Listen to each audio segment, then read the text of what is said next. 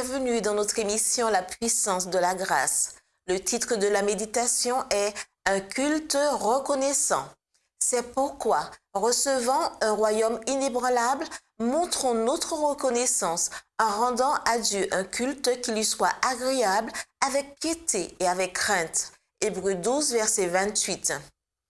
Il y a une irrévérence croissante à l'égard de notre Créateur, un mépris croissant pour sa grandeur, pour sa majesté. Cependant, Dieu nous parle en ces derniers jours. Nous entendons sa voix dans la tempête, dans le roulement du tonnerre. On nous parle des secousses sismiques qu'il permet, des inondations, des éléments destructeurs qui balaient tout devant eux.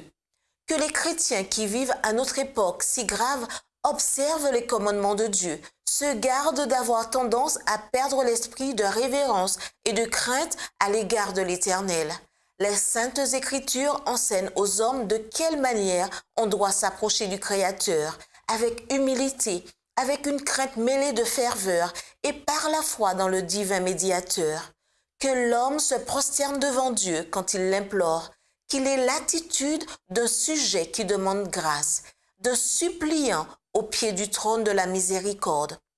Ainsi, il témoignera qu'il soumet à son Créateur toute son âme, tout son corps et toute sa pensée.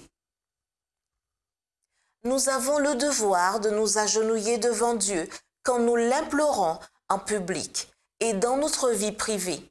Jésus, notre modèle, s'agenouilla et pria. Il est dit de ses disciples qu'eux aussi s'agenouillèrent et prièrent. Étienne s'agenouilla. Paul déclare « Je fléchis le genou devant le Père » Éphésiens 3, verset 14.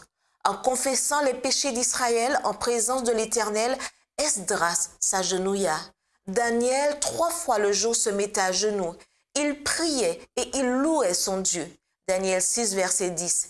Et le psalmiste nous adresse cette invitation. Venez, prosternons-nous et humilions-nous. Fléchissons le genou devant l'Éternel, notre Créateur. Psaume 95, verset 6.